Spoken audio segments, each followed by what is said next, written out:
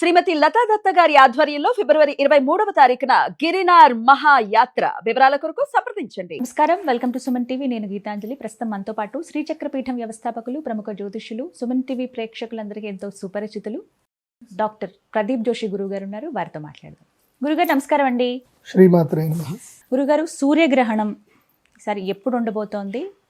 కాలం, సరైన సమయం అనేది తెలియచేయండి. అసలు మనకు కనిపిస్తుందా భారతదేశంలో పట్టువిడుపుల సమయాలు? మనం నియమాలు ఏమైనా పాటించాలా? ద్వాదశ రాశుల వారికి ఎలా ఉండబోతోంది? ఈ గ్రహణ ప్రభావం దేశాలు అలాగే మొత్తంగా ప్రపంచవ్యాప్తంగా ఎలా ఉండబోతుందో తెలియజేస్తారా? శ్రీ గురుభ్యో నమః. శ్రీమాత్రే నమః. సప్తాశ్వరథమారూఢం ప్రచండం కశ్యపాద్మజం శ్వేతపద్మధరం దేవం తం సూర్యం ప్రణమామ్యహం. అచింత్యావ్యక్తరూపాయ నిర్గుణాయ గుణాత్మనే సమస్త జగదాధారమూర్తయే బ్రహ్మణే నమః. శ్రీ గురుభ్యో నమః. శ్రీమాత్రే నమః. గ్రహణాలు ప్రతి సంవత్సరము వస్తూనే ఉంటాయి, కానీ ఒక్కొక్క గ్రహణానికి ఒక్కొక్క ప్రత్యేకత ఉంటుంది. ఇప్పుడు మనం పోయిన సంవత్సరము షష్టగ్రహ కూటమి అని చెప్పి చేసాం. అప్పుడు నేనేం చెప్పాను అన్నీ జరిగాయి. ఆ తర్వాత బంగారం వెండి ధరలు ఒక ఊపుతూ లేస్తూనే ఉన్నాయి. పోయిన సంవత్సరం మార్చి తర్వాత మీరు కావాలంటే వెళ్ళి హిస్టరీలో చూడండి. నేను చెప్పాను అప్పుడు ఇక్కడ నుంచి మొత్తం తారుమార్లు అయిపోతాయి అని చెప్పాను. అదే జరిగింది. విపరీతమైన డబ్బు బంగారం వెండి వైపు వెనుక పరుగుతుంది. సో ఇప్పుడు కూడా ఇది ఒక బ్రేక్ ఈవెన్ పాయింట్ అని చెప్పాలి.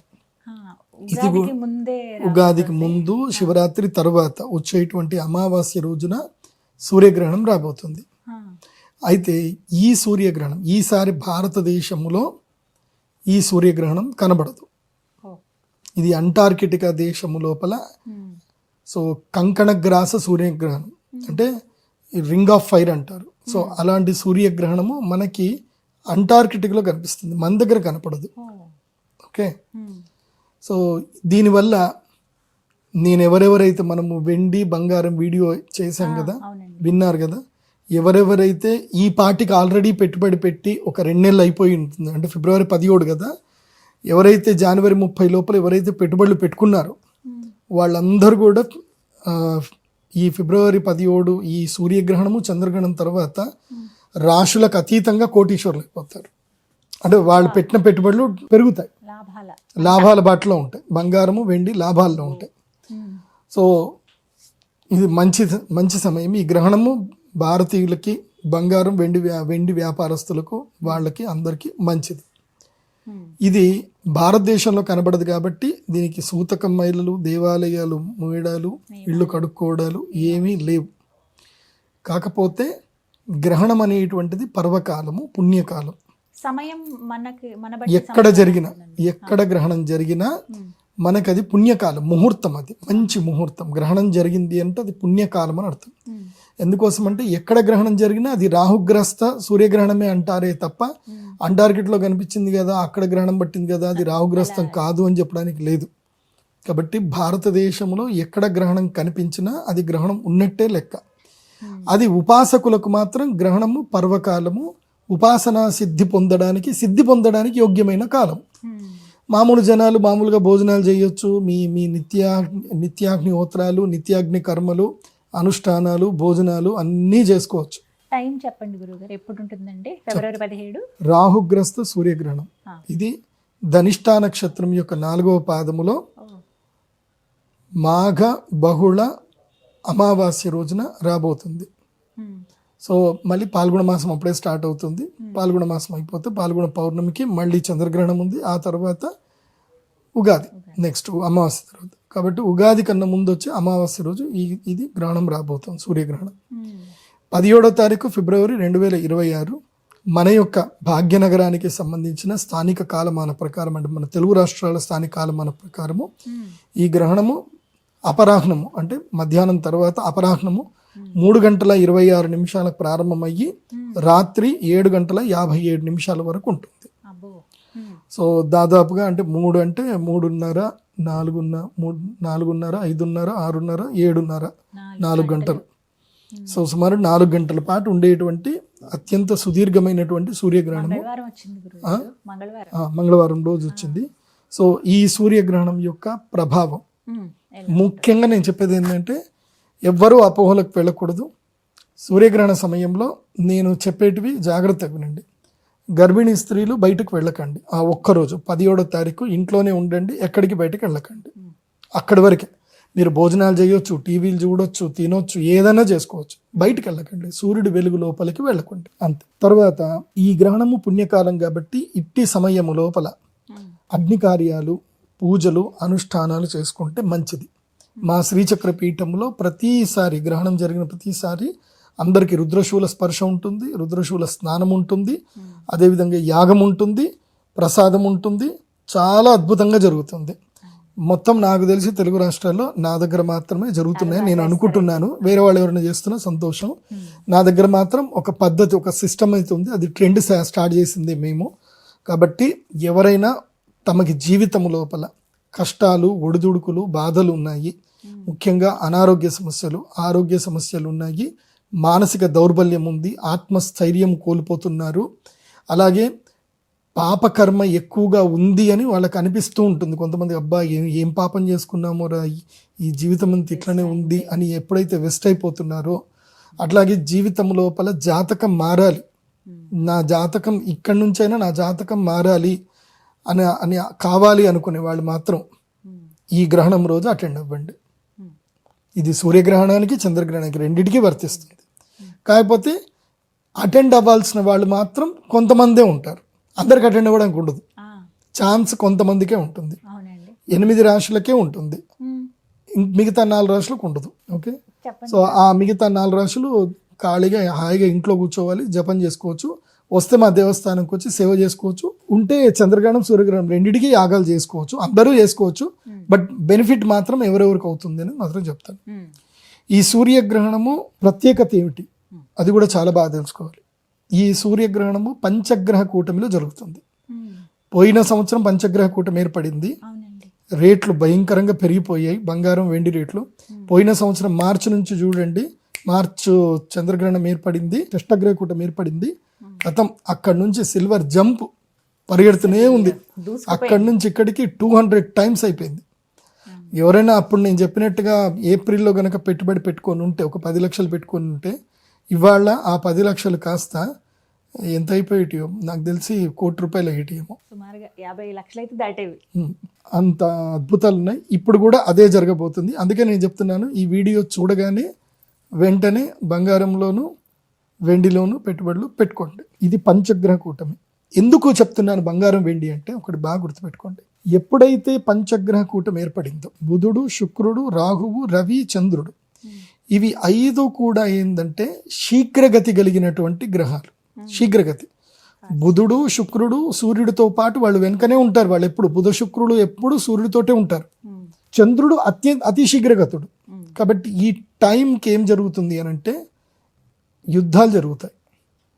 ఇప్పుడు ఆల్రెడీ ఇరాన్ యుద్ధం జరుగుతుంది అని ఏదైతే సిచ్యువేషన్ ఉందో, ఇది 3వ ప్రపంచ యుద్ధానికి కూడా దారి తీసేటువంటి అవకాశాలు ఉంటాయి. కాబట్టి ప్రపంచ యుద్ధాలు జరుగుతున్నాయనంటే జనాలందరూ ఎక్కడ పెట్టుబడి పెడతారంటే బంగారం లోపలనే పెట్టుబడి పెడతారు.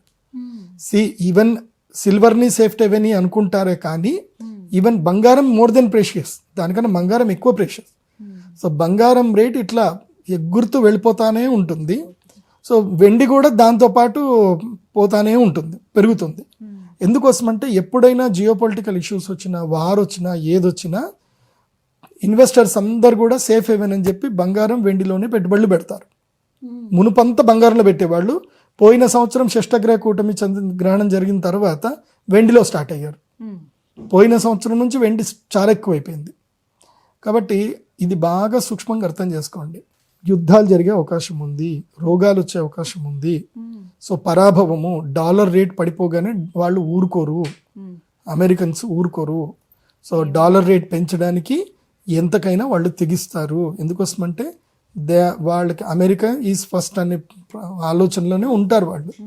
కాబట్టి కానీ వెండి రేటు అకస్మాత్తుగా పడిపోవచ్చు, అది కూడా చెప్తాను. ఎందుకోసమంటే దీని తర్వాత అకస్మాత్తుగా ఏం జరుగుతుందంటే కొన్ని గ్లోబల్ ఇష్యూస్ జరిగేసి, ఎందుకోసమంటే బంగారం రేటు పడ్డా పడకున్నా అమెరికాకు పెద్ద నష్టం ఏం లేదు. కానీ వెండి రేటు ఎక్కువ పెరిగితే మాత్రం అమెరికాకు నష్టం. ఎందుకోసమంటే వెండి మీద ఆధిపత్యం ఎక్కువగా చైనా దేశాలకు ఉన్నాయి, వేరే దేశాలకు ఉన్నాయి, ఏషియన్ కంట్రీస్కి ఉన్నాయి. దీనికి లేదు వెండి మీద ఆధిపత్యం. కాబట్టి వాళ్ళు ఏదైనా సరే చేయొచ్చు. దానివల్ల ఒకేసారి సిల్వర్లో ఫాల్ డౌన్ రావడం అవి ఉంటుంది. కానీ బీ ప్రిపేర్ ఫర్ దట్. అది కూడా ఫాల్ డౌన్ కూడా కొన్ని రోజులకే వస్తుంది, తర్వాత మళ్ళీ రికవర్ అవుతుంది. ఎంత ప్రయత్నం చేసినా అది ఆగదు, పోతూనే ఉంటుంది. సో ఇప్పుడు రాశి, ఈ యొక్క గ్రహణానికి సంబంధించిన రాశి ఫలాలు ఎవరెవరికి బాగుంది, ఎవరికి బాగాలేదు. ఈ గ్రహణం వల్ల అదృష్టం, యోగం వచ్చేటువంటి రాశులు అంటే ఇక మీ జాతకములో మార్పు రావాలి, జీవితం లోపల సిద్ధి కలగాలి, ఇంకా గత జాతకం వేరు, ఇప్పుడు సరికొత్త జాతకంగా మీ జీవితం మారాలి అని అంటే మాత్రం వాళ్ళు మాత్రమే, వీళ్ళు ఈ నలుగురు మాత్రమే యాగానికి రావాలి. ధనస్సు రాశి, మేషరాశి, వృషభ రాశి, కన్యా రాశి, 4 రాశులు. ధనస్సు రాశి వాళ్ళకి స్థైర్యము, ధైర్యము, మనోధైర్యం పెరుగుతుంది, ఆర్థిక లాభాలు కలుగుతాయి, దూర ప్రయాణాలు కలిసి వస్తాయి ధనుసు రాశి వారికి. మేషరాశి వారికి ఉద్యోగంలో లాభము, స్థానచలనము, దానివల్ల కూడా లాభం కలుగుతుంది, సరికొత్త పరిచయాలు ఏర్పడతాయి, వ్యాపారంలో స్థిరపడతాయి. ఇది మేషరాశి వారికి. వృషభ రాశి వారికి ఏమో అద్భుతమైన లాభాలు వస్తాయి, మనోభిష్టం నెరవేరుతుంది, కాంక్షలన్నీ కూడా నెరవేరుతాయి, సుఖప్రాప్తి కలుగుతుంది. కాబట్టి వృషభ రాశి వారికి బాగుంది. ఇక కన్యా రాశి వారికి శత్రువుల మీద విజయం లభిస్తుంది, ఎన్నో ఏళ్లుగా మిమ్మల్ని ఇబ్బంది పెడుతున్న సమస్యలన్నీ కూడా దూరం అయిపోతాయి, దానికి తగ్గట్టుగా దూరం చేసుకునే బలం కూడా మీకు దొరుకుతుంది. సో ఇవి శుభం. ఇవి ఈ యొక్క గ్రహణం వల్ల ఈ 4 రాశులకి ఈ ప్రయోజనం ఉంటుంది. యాగం చేసుకుంటే ఉంటుంది. అశుభం, అశుభం ఎవరెవరికి అంటే కుంభరాశికి. కుంభరాశి వారికి అనారోగ్యము, మనస్తాపము, చాలా ఇబ్బందులు కలుగుతాయి, శరీరంలో ఆరోగ్య సమస్యలు ఇబ్బంది పడతాయి, ఇష్టమైనటువంటి వారు దూరం అవుతారు. సో అదొక రకంగా ఉంటుంది అండి. జన్మస్థానంలో ఉంది కాబట్టి మనోవైకల్యం ఏర్పడే అవకాశం ఉంటుంది కుంభరాశికి. మీనరాశి విపరీతమైన ఖర్చులు, అప్పులు, బాధలు, సమస్యలు, ఆస్తులు తాకట్టు పెట్టుకోవడాలు, డబ్బులు పోవడాలు ఇవన్నీ కూడా జరుగుతాయి చంచల స్వభావంతో. వృశ్చిక రాశి, వృశ్చిక రాశి వారికి గృహత్యాగం చేసేటువంటి అవసరం పడుతుంది, తల్లిగారికి అనారోగ్యం ఉంటుంది, ఇంట్లో సమస్యలు ఏర్పడతాయి, ఇంట్లో తగాదాలు, గొడవలు ఏర్పడతాయి, సుఖం దొరకదు, తర్వాత వెహికల్స్ ద్వారా యాక్సిడెంట్ జరిగే అవకాశాలు ఉంటాయి. వృశ్చిక రాశి వారు జాగ్రత్తగా ఉంటారు. కర్కాటక రాశి, కర్కాటక రాశి వారికి అనారోగ్య సమస్యలు, దెబ్బలు, బాధలు, తర్వాత ఏమన్నా సరే క్రానిక్ డిసీజులు రావడము, ఏమైనా అటాక్ అవ్వడము. సో ఎక్కడ పడితే అక్కడ తినకండి. కర్కాటక రాశి వాళ్ళు చాలా జాగ్రత్తగా ఉండండి. సో కర్కాటక రాశి వారికి అష్టమంలో ఉంది కాబట్టి ఆయుర్భంగం అంటారు. సడన్గా ఏదో జరిగి ఎక్కడో ఏదో పడాల్సింది వచ్చి మీ నెత్తి మీద పడుతుంది, కాబట్టి చాలా జాగ్రత్తగా ఉండండి కర్కాటక రాశి. ఇక మిగతా రాశులు అయినటువంటి మకర, తుల, సింహ, గురు ఈ రాష్ట్ర వాళ్ళకి చాలా సాధారణంగా ఉంది. Not good, not bad. Okay, ఇది సూర్యగ్రహణానికి సంబంధించిన వివరణ. తప్పకుండా యాగానికి అటెండ్ అవ్వండి, యాగం చేసుకోండి. మేము రాహుకేతు లాకెట్ ఇస్తాం. ఈ లాకెట్ కేవలం గ్రహణం రోజు మాత్రమే ఇస్తాం, వేరే ఏ రోజు ఇవ్వము. మీరు మళ్ళొక రోజు వచ్చిన ఆఫీస్కి వచ్చి మీరు 1,00,000 రూపాయలు ఇస్తారన్నా నేను ఇవ్వను. ఆ రోజు అమ్మవారి దగ్గర పెట్టి పూజ చేసి ఇస్తాం. అక్కడ అమ్మవారి దగ్గర పూజ జరిగే విధానం చెప్తాను, జాగ్రత్త వినండి. అమ్మవారికి అభిషేకం ఉంటుంది. ఆ రోజు పాలు పెరుగుతో అభిషేకం ఉండవు, కేవలం పసుపు నీళ్లు, కుంకుమ నీళ్లతో అభిషేకం ఉంటుంది. ఆ అభిషేకం అయిన తర్వాత అమ్మవారి యొక్క అభిషేక జలం మీ అందరి మీద కూడా చల్లడం జరుగుతుంది. మీ అమ్మవారికి అమ్మవారి తిలకం ఇవ్వడం జరుగుతుంది. తర్వాత అమ్మవారి ప్రసాదమైనటువంటి తేనె ప్రసాదము తమలపాకులు పెట్టి అందరికీ ప్రసాదం ఇవ్వడం జరుగుతుంది. ఆ తర్వాత యాగం కూడా ఉంటుంది. యాగం అయిపోయిన తర్వాత మీకు రుద్రశూల స్పర్శ ఉంటుంది. రుద్రశూల స్పర్శ తర్వాత మీకు ఎక్కడికి తీసుకెళ్తాం, మీ అందరికి ఒక మాల ఇస్తాం, ప్రత్యేకమైన మాల ఇస్తాం. సో ఆ మాలని మీరు మెడలో ధరించాలి. ధరించిన తర్వాత అక్కడి నుంచి బాసర పుణ్యక్షేత్రంకి వెళ్తాం. గోదావరి నదిలో స్నానం చేస్తాం. గోదావరి నదిలో స్నానం చేసినాక మళ్ళీ మీరు ఆశ్రమానికి వచ్చి భోజనం చేసి ఆశీర్వాదపూర్వకంగా మీకు ఇచ్చినటువంటి యంత్రం ఏదైతే ఉందో అది తీసుకొని మీరు వెళతారు. దీనితోటి ఆ యంత్రాన్ని పెట్టుకుని ధ్యానం చేయటం వల్ల, ఆ అరిష్ట నివారణ యంత్రాన్ని పెట్టుకొని మీరు ధ్యానం చేయటం వల్ల ఇక మీకు జీవితంలో అరిష్టం రాకుండా అది మిమ్మల్ని ప్రొటెక్ట్ చేస్తుంది. ఇది గ్రహణం. కాబట్టి వెబ్సైట్ pradeepjoshi.com వెబ్సైట్ ద్వారా కన్సల్ట్ చేయండి. వెబ్సైట్లో ఉన్న మొబైల్ నెంబర్కి మాత్రం ఫోన్ చేయండి, వాటికే పేమెంట్ చేయండి. వేరే ఏ నెంబర్లకు పే చేసినా మాకు సంబంధం లేదు. ఇంకోటి కూడా చెప్తున్నాను, మీరు మెంటల్గా ప్రిపేర్ అయ్యే రండి. నా దగ్గరికి యాగానికి వస్తే నేను వెళ్ళమని చెప్పేదాకా అక్కడనే ఉండేటట్టుగా రావాలి. నాకు బస్ టైం అయిందండి, ఫ్లైట్ టైం అయిందండి అట్లా రావద్దు. నా ఆజ్ఞ తీసుకొని పోయేటట్టుగా రండి. మోస్ట్లీ ఇప్పుడు 17వ తారీఖు మీరు యాగం జరుగుతుంది కాబట్టి 17వ తారీఖు మీరు అందరు కూడా మధ్యాహ్నం 12 గంటల వరకు అందరు అక్కడ రెడీ వచ్చేసేయాలి. సో 3:26 4 గంటలకు యాగం స్టార్ట్ అవుతుంది. సో ధ్యానము అవన్నీ కూడా ప్రక్రియలన్నీ నడుస్తూ ఉంటాయి. మీకు జపం కూడా ఇస్తాము. సో 8 గంటలకు యాగం అయిపోతే సో మీరు అక్కడికి వెళ్ళి స్నానం చేసుకుని వచ్చి రాత్రి 9 గంటల వరకు భోజనం చేసుకుంటే ఆ తర్వాత వెళ్ళొచ్చు. అప్పటిదాకా నాకు టైం అవుతుందండి, నేను తొందరగా వెళ్ళాలండి, నాకు సగంలోనే నాకు ఏదో చెప్పి పంపించేసేయండి అంటే మాత్రం రావద్దు. స్ట్రిక్ట్గా ఉండడానికి ఆ రోజు వీలైతే నాతో నేను కొంచెం మాట్లాడతాను, మీ అందరితో మాట్లాడతాను, మీకు కొన్ని మంచి చెప్తాను. కాబట్టి రాత్రి 11 గంటల వరకు ఏ పనులు పెట్టుకోకండి. ఫిబ్రవరి 17వ తారీఖు రాత్రి 11-12 గంటల వరకు ఏ పని పెట్టుకోండి. రాత్రి కావాలంటే మీరు డిస్పాచ్ మళ్ళీ మీరు ఇంటికి వెళ్ళిపోవచ్చు. మోస్ట్లీ 11 గంటల వరకు అయితే మీరు అందరు కూడా అక్కడ ఉండేటట్టుగానే ప్లాన్ చేసుకొని రండి. ఈ ప్రభావం ఎన్ని రోజులు ఉంటుందండి? ఇప్పుడు చెప్పారు కదా రాసులకి ఈ విధంగా 45 రోజులు ఉంటుంది. 45 రోజులు అప్పటికి ఉగాది కూడా వస్తుంది. ఉగాది అయిపోతుంది. ఉగాది వచ్చి వెళ్ళిపోతుంది కాబట్టి ఈ గ్రహణం ఏదైతే జరుగుతుందో ఇది మనకి చైత్ర పౌర్ణమి వరకు వీళ్ళకు ఉంటుంది. రాహుగ్రస్తం చైత్ర పౌర్ణమి వరకు ఉంటుంది. ఆ 45 రోజుల్లో 45 రోజుల్లో ఇవన్నీ కూడా జరుగుతాయి. జాగ్రత్తగా ఉండాలి. చక్కగా వివరించారు. ధన్యవాదాలు గురుగారు. శ్రీమాత.